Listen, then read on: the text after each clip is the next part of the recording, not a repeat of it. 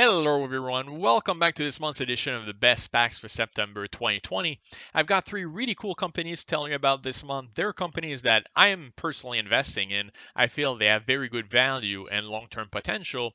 Some of them you already know, and some of them we haven't talked in a while. So we'll get into that. But first, keep in mind these are companies that fit my strategy in my portfolio, but for you they might not be as good. So just let me know in the comments if you guys agree with these picks, and now you're going to be playing them, and we'll be able to discuss it. So let's get started. But first, of course, click like and subscribe. It really helps me out, and I'll see you in a second.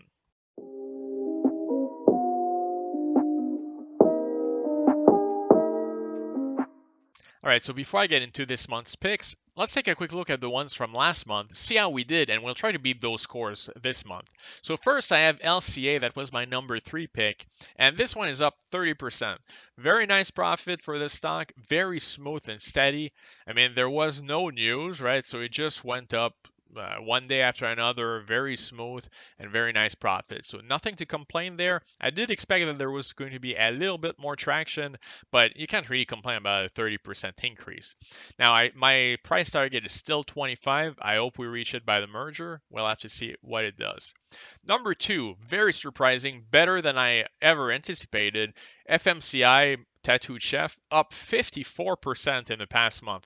This is spectacular. I'm very, very happy with this pick. Very nice profit. I hope you guys cashed in on that too.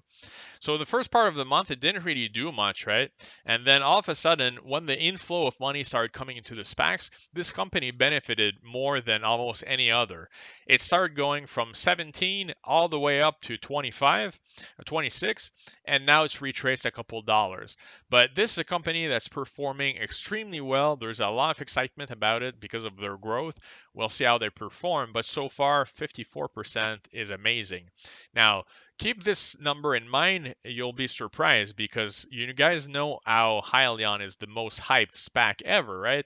And it's up 57%. So both companies are neck and neck. Very surprising. I didn't expect that. So Tortoise actually had a massive run this month. However, in the past couple of days, it actually started going down.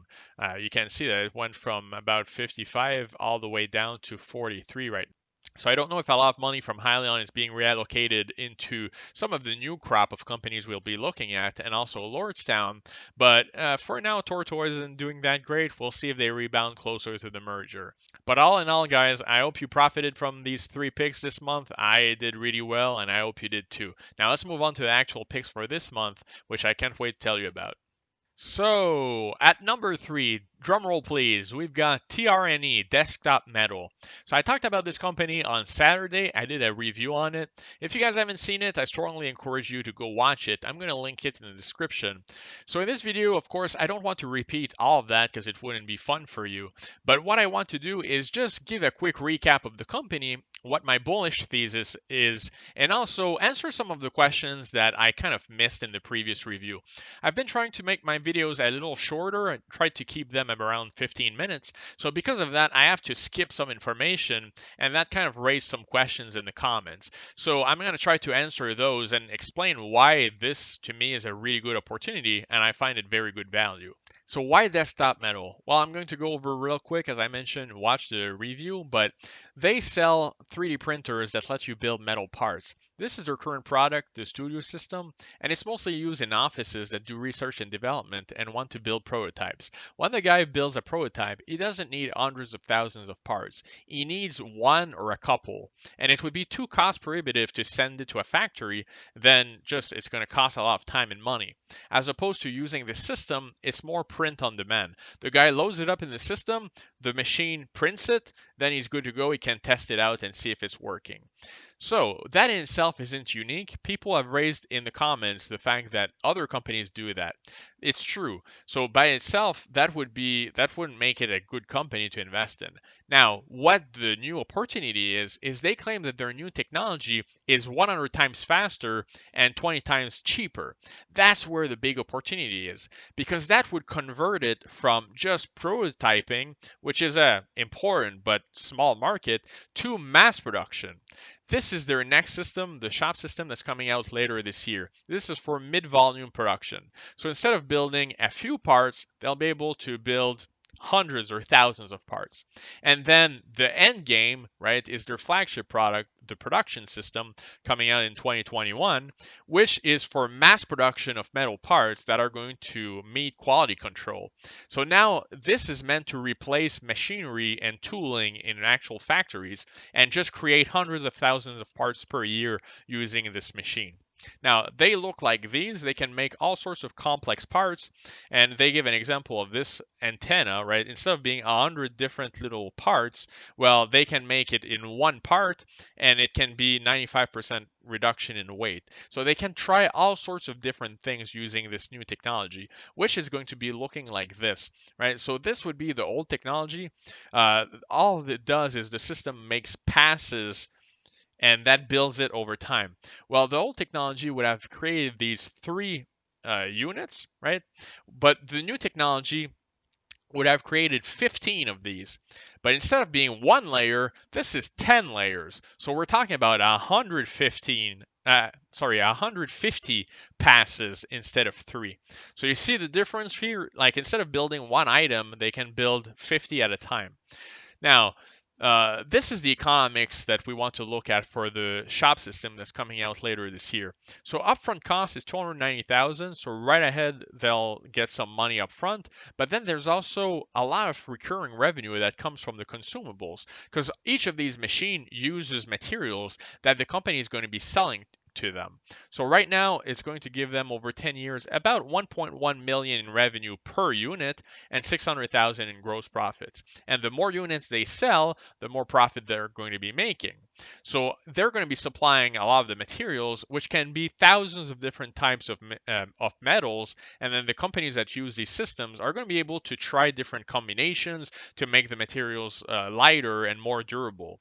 So there's tons of new possibilities using their technology. And for the studio system, which is more of an office setting, well, they have these metal rods, which make it very easy to interchange and add new product as the person is building their prototypes or their little batch. So this is their revenue projections. Right now, the company is making money, but we're still in the first phase of the technology, the old technology that people are using, mostly for prototyping. So currently, they have some revenue, but they're losing money. Now we're at the inflection point, this new phase of the technology, what they call the additive 2.0, which is where we think that the revenues are going to go up significantly because they're the leader in this new technology. So they believe that next year they can bring the revenue up to $78 million, and then they think that they can increase that by at least 100% almost every year, right? We're talking about 87% compounded annual growth rate, which is very comparable to some of the highest growth rate companies we've seen, like FMCI, right? So maybe we'll see the same type of progression with the stock price, hopefully. So 78 million, 166, 329, 584, and then 942 in 2025. So if they can execute on that, I mean, there's massive opportunities there. And as I mentioned in the review, they're all going to be flush with cash. They're getting $625 million on their books. So they still have potential to expand sideways and up and down when it comes to buying other companies, either their suppliers or other companies that complement their suite of products. So I just wanted to briefly mention that this company has attracted a lot of attention from serious investors. I know a lot of you follow Chamath and you respect his opinion. Well, he published on Twitter a one-page document that kind of lists why he invested in this company. He's one of the guys that led the 275 million pipe that the company is going to be getting. Well, I'll link it in the description if you want to read it, but just to let you know that this company has backing from a lot of serious people. Now let's move on to the price.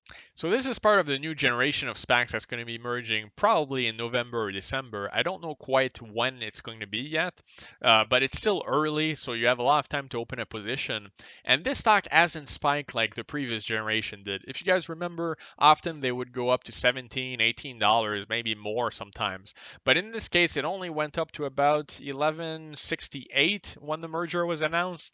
So very, very small spike. It's possible that people will start realizing that those stocks that go up tremendously, well, the price always always comes down after that, so you'll be losing your money. So now it's more of a steady increase, right? It went up to 13 this morning. This morning there was a gap up, but actually during the day it lost everything it had gained.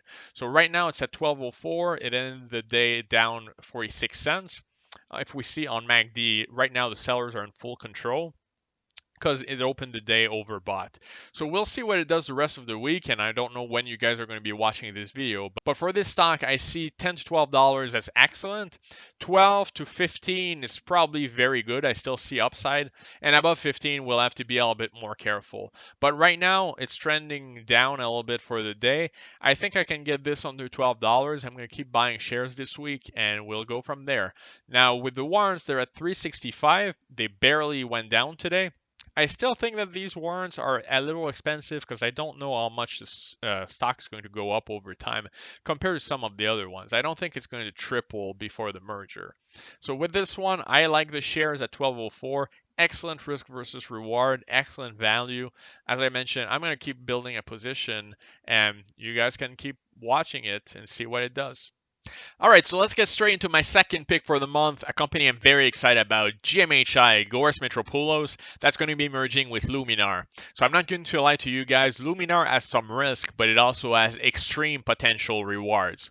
So this is depending on your strategy. This might be good or not for you. I'm not going to invest all of my money into it, but I sure want some exposure. So Luminar is a company that does LiDAR technology, which is one of the key components for self-driving cars. It sends out lasers, the laser comes back, and it helps the machine map out the environment so the car detects the potential obstacles and plans its course appropriately. So there's some competition. You guys probably know about Graph, which is going to be merging with Velodyne. So again, there's some risk involved with this company, but if its technology ends up being the leader, the valuation is going to absolutely explode. So right now, as of me filming this, there hasn't been a big spike when the merger was announced. Instead, we have a very nice, smooth, gradual increase. You guys can see the uptrend line here. So this company has been doing very well. It's starting to pick up some speed. People are starting to pay attention as we're starting to get closer to the merger. So as of me filming this right now, the stock price is at $13.37 and the warrants are at $4.37, which would give it a redemption price of about $15.87. So for me right now, I like the shares. Once again, pretty much the same argument as I had with the previous company. I feel like right now is a good time to buy shares for myself. And if it does go down, which often happens, then I'll just be able to average cost down. So let's talk about the company itself. What does it do? Well, this is what LiDAR looks like, right? It sends out the lasers come back, and it creates a map like this one. So there is currently a race to see which company is going to be the first one to release a fully autonomous self-driving vehicle. There are 5 levels. Right now, Tesla's at level 2.5, which is where the car does a lot of the driving by itself, but the driver always needs to pay attention to the road to correct it and take over when necessary. On the other end of the spectrum, you have level 5, which is where Waymo is. Now, this car does all of the driving by itself, including in cities. You don't even need a steering wheel. The downside to it at the moment for Waymo is that this technology is a lot more expensive, and because of that, it's not really appropriate for the retail buyers like us that are just going to buy a car for $25,000 or $30,000. Right? Waymo's a lot more expensive, and that's why they're mostly focusing on self-driving taxis for now. Now, between those, you have full autonomy on the highways, which is the next generation that Volvo is involved in, and that's going to use LiDAR technology from Luminar. So this is where they are right now, right? Driver out of the loop, autonomy on highways. This is going in 2022. It's a done deal. You can see the headline here. Volvo bucks the industry, will sell LiDAR-equipped self-driving cars to customers by 2022. So this is a done deal. It's going in the Volvo cars in 2022. And the technology for full self-driving won't be developed by then. But what they're going to do is they're going to give the option to add it on the car, and then over time they'll add software updates that they'll be sending through the air. So in this slide, I just wanted to show you their rapid progression since 2017. So up until that point, they were working on their technology in secret. No one knew what they were doing, and they had 4 partnerships. Well, 3 years later in 2020, they're up to 50 partnerships. So all of the big companies in the world are working with Luminar, not necessarily to implement their technology yet, but to do R&D, see if it works with their platform and all of that. So they also have a lot of big investors. They have Peter Thiel, everyone's talking about. We already know about Volvo, but some of the other ones I'm not going to bore you with. But one of them that hasn't been talked about by mostly anyone is Toyota Research Institute. This is crucial. This is a huge deal. Toyota has been partnered with them since the beginning. And look at this next slide. You're going to understand what I'm talking about. This is their partners pipeline, who they're working with right now. So they have 24 in the validation stage, they have 10 in the advanced development contract stage, and look, they have 2 in the series production win. We already know about Volvo, but who's this mystery undisclosed partner? Think about that. If it's Toyota or another one of the big manufacturers, this is going to be a massive catalyst for the stock. The stock is going to gap up significantly when that's released. And because of that, I want to invest before that happens. Now, I want you to read also, working to convert up to 10 total development programs to series production awards over the next 24 months. So those are the 10 that they're talking about. They're going to be trying to convert more than these 2. Now, some of the partners that they're looking into, well, they have 7 of the top 10 OEMs that they're working with. Again, not all of those are necessarily going to implement their technology in their platform, but they're working on research and development. They're looking to see if they're a right fit together. So you have all of the big boys, Toyota, Volvo, we talked about, Nissan, Daimler, Audi, GM, Ford, BMW, all of those big companies that sell millions of cars.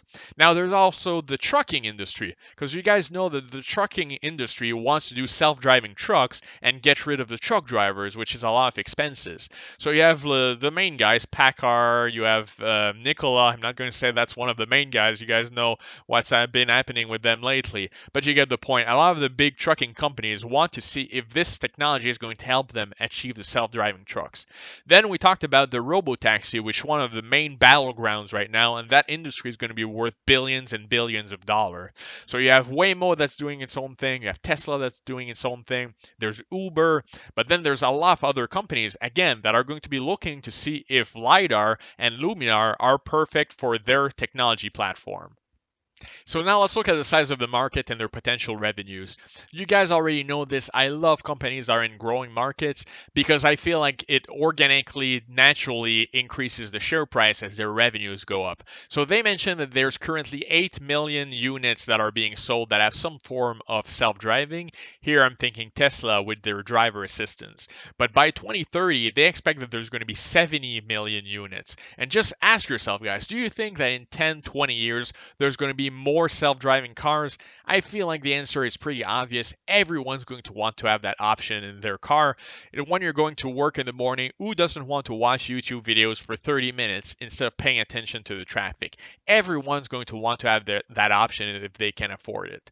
Now, what's their total addressable market? They think that it goes from 4 billion this year to 150 billion this year, and hopefully they get a pretty good market share in there. We can expect it. So some of it's going to be the passenger vehicles, some of it's going to be the trucking, and some of it is going to be the robo-taxis. Now, what do their revenues look like? Well, right now it's a company that's doing a lot of research and development. They're in the growth phase and implementation phase. So right now they're losing money. So you can't expect this company to get a lot of profits this year or next year. No, they're just starting to implement their technology and ramping it up significantly in 2022 and adding it to Volvo. Now, we don't know what's going to happen with the other partnerships that they're going to get in the future, but for now, their projections are that it's going to go from 35 million to 124 million, 418, and then 837. You see that massive progression over 100% per year. Well, we can expect that for years and years and years to come. So this is the type of company, it is a spec play for sure. We don't know if everything is going to happen. As I mentioned before, they also have competition with Velodyne. Maybe Velodyne is going to have their technology advance. But for now, what we do know is that they're one of the leaders. Their technology is ahead of the other ones, and there's manufacturers that are implementing it. So where can we see this company go in 2030? It's potentially going to be exponentially higher than that. So now you have to ask yourself, do you want to invest in this company before everyone else, like one of the founders almost of this company, and like hold it long term and see where the technology goes? Or do you want to wait a couple of years to see if they manage to execute on their plan? Personally, I'm going to go with the first option. I want this company at the bare price I can get, and we'll see where it goes from there. One more thing that I really like, I mentioned this before, is the fact that their profit margin is going to increase significantly as they ramp up production. Right now, it's only at 22%, right? It's not good at all. But as they increase production, not only are they going to be making money with the sensors, but they're making money with the software, and that's going to have very high profit margin. So because of that, they can go from 22% to their estimate of 64% in 2025. And as we talked about with Desktop Metal, same principle here. That's going to increase the profits a lot. It's going to turn a lot more of the revenues into profits. So there you go, guys. I'm very bullish on GMHI and Luminar, both in the short term and long term. I do expect that as we get closer to the merger, it's going to keep going up. I don't know quite how high it's going to go. I don't know if it's going to do like Graph, especially because the company was underwritten a little bit more expensive. But this is a company I want to have exposure to long term. I feel like it has massive potential, and I'm going to add it to my long term portfolio.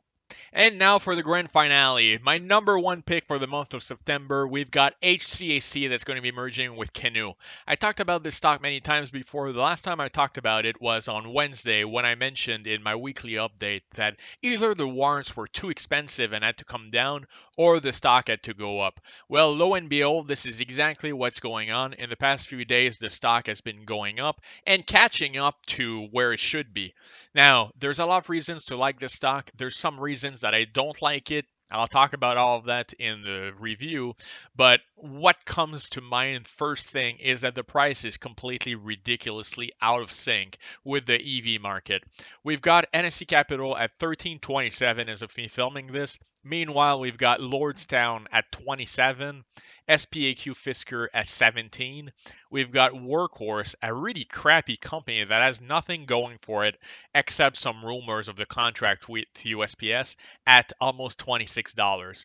So now we're not talking about the valuation itself, but in terms of where the price is compared to the IPO price, this stock is completely undervalued. I've already made a lot of money with the warrants, and this stock is going to make us a ton of money in the future. And here's why this is my bullish thesis. So what is Canoo? Well, Canoo is a company at the forefront of the electric vehicle revolution. Their specialty is engineering, and no one is disputing that they're very, very advanced and their technology is excellent. So their main product is a skateboard. This is what it looks like. This is the undercarriage of the electric vehicle, and it holds all the components that make it drive forward. You can build almost anything on top of it and create different types of vehicles, but you don't even need to add a cabin.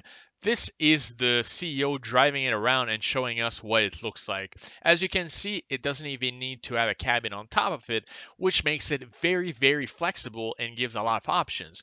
So you can make a sedan like this one. This is going to be their first product, the bus, and then you have a delivery vehicle that can be created with this. So you have all these companies that are looking for a technology platform that are going to be licensing this product, and the engineering from Canoo is so reputable that other companies want to partner with them to develop their own electric vehicle program. So here's Hyundai Motor. Hyundai is wanting to develop their next technology platform, and they're going to be using the engineering from Canoo, and they're paying Canoo hundreds of millions of dollars over the next few years for that. So this company is growing rapidly due to the strength of its engineering team. In fact, it only took 19 months for them to get to a beta vehicle. Now they have 13 driving prototypes, 32 beta properties, and they have 50 plus crash tests done. So this isn't a company that has one prototype in the market and is worth billions and billions of dollars. Like if we thought about how Nikola was worth 20 plus billions and had one prototype. Well, it's not the case with this company. They have multiple vehicles on the road right now being tested. Now, what are some of their revenue streams? Well, the first one is the engineering services. We were talking about this before. Companies are hiring them to help them develop their EV technology platform. So they expect to make 120 million in 2021 and up to 450 million by 2025. So I'm not sure if these are projections or if they're actual numbers that they've been hired to do through their partnerships with Hyundai and others. But what we do know is that all of that money is going to help offset some of their current losses. Because since they're in the heavy research and development phase, right now they're still losing money. Now, their other product is going to be the business to consumer, and this is the bus we were talking about. They plan on leasing this. You're not going to be able to buy it. So they're leasing it to consumers. They're going to be losing money up front, which I don't like, and then over time they'll recoup that money. They think that they can do $75 million in 2022, and as they ramp up, as the business model grows, they think that they can get $1.19 billion by 2025. So as I mentioned before, I'm very skeptical about this, but I talked to a lot of people about it. Some people in the comments told me that in Europe, people are a lot more excited about renting this, right, than they are in the US. And this is going to be very popular in bigger cities where it's fairly expensive to drive. Now, another thing that I hadn't considered before, when we looked at GMHI Luminar and looking at the future of driving, when it's not just about driving, but it's more about getting from one location to another, well, Canoo is actually future-proofing their product with that. The bus, if you look at it, it's not really about just driving. It's more about spending time in the bus and kind of like an entertainment center. Like you can lay in the back, you can read, you can sleep while you're getting from destination A to destination B. And then another opportunity is in the business to business space. By 2023, they think that they can launch a delivery vehicle. Now, remember, this is because of the skateboard and how flexible it is. They can build almost anything on top of it, which gives them a lot of flexibility in creating different types of products. So, with this delivery vehicle and licensing of the skateboard, they think that they can go from 175 million up to about 700 million in potential revenues. So, again, that's just another potential revenue stream. And then even in the future, further out in 2025, now they'd be competing against Tesla and others, but they believe that they could do a sports vehicle.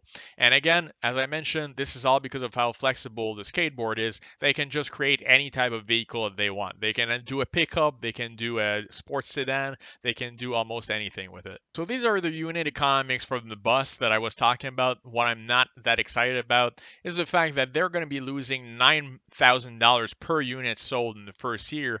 And they think that over time, like in the future years, year 2 to 6, they can make $2,000 per vehicle. And then at the tail end is when they would really cash it in, making $6,000 per year per vehicle. So that's how they view this. I'm not convinced about the subscription model. But as I mentioned before, the fact that in a conference call, they mentioned that if this model does not work, they're willing to pivot, right? They're not attached to it 100%.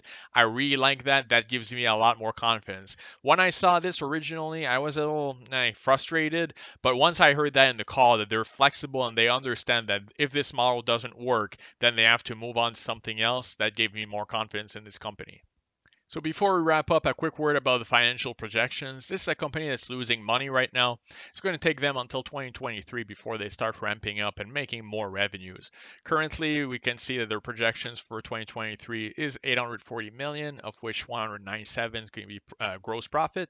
The inflection point should be in 2024 when they'll start making a lot more revenues, 1.4 billion, and then that would give them 429 gross profit, 188 in positive EBITDA.